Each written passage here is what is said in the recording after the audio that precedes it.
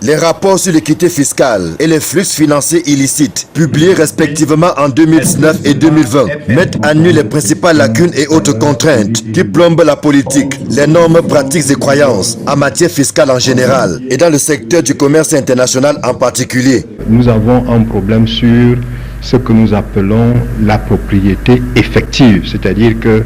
lorsque vous êtes un opérateur économique, on doit pouvoir savoir effectivement qui est derrière cette entreprise, de manière à pouvoir éviter un certain nombre de conflits d'intérêts ou de délits d'initiés, ainsi de suite. Nous avons aussi remarqué qu'il n'y a pas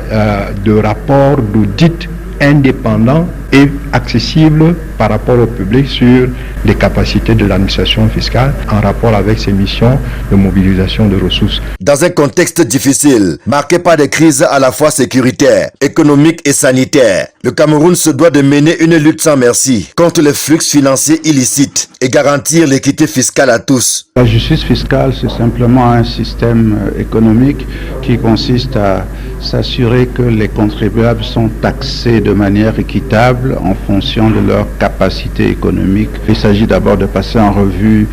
la législation fiscale qui existe, de veiller à ce que les entraves à l'équité fiscale soient levées, que les entreprises internationales payent normalement leurs impôts au Cameroun et que ce qu'on appelle les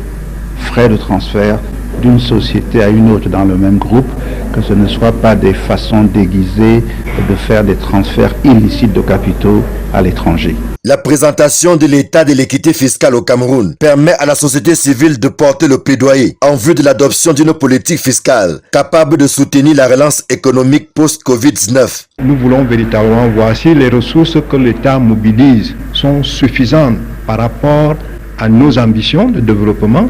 si l'administration fiscale est suffisamment en capacité pour pouvoir mener sa mission de recouvrement en termes de collecte d'impôts, si les couches vulnérables sont prises en compte suffisamment dans la répartition du budget en termes d'implémentation, y compris même d'ailleurs en termes de mobilisation des ressources. En espérant que les recommandations issues des travaux de Yaoundé ne tomberont pas dans les oreilles de sourds.